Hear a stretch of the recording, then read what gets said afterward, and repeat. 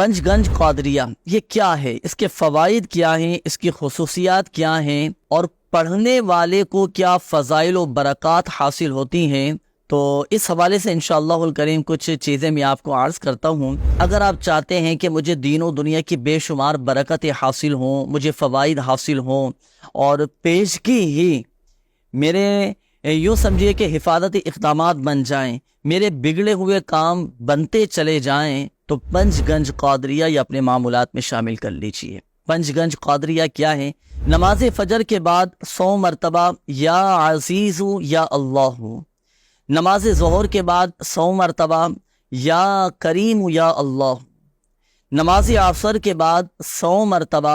یا جبار یا اللہ،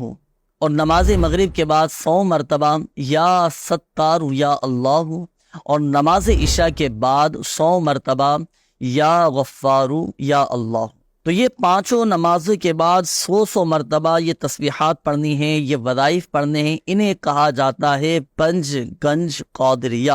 یعنی سلسلہ عالیہ قادریہ کے 5 عظیم خزانے۔ تو یہ وظائف ناظرین اپنے معمولات میں شامل کرنے کی نیت فرما لیجئے، اور بالخصوص جو امیر اہل سنت دعوت برکاتہ العالیہ سے مرید ہیں یا طالب ہیں، تو وہ تو یہ وظائف اپنے معمولات میں روزانہ کی بنیاد پر شامل کریں، الحمدللہ عز و جل اس کی بے شمار فوائد و برکتیں حاصل ہوں گی۔ مگر اس میں ایک احتیاط ضروری ہے، وہ یہ کہ جب آپ یہ وظیفہ پڑھیں، جو اس میں جلالت لفظ اللہ ہے اس کو پیش کے ساتھ پڑھیں گے، یعنی یا عزیز یا اللہ،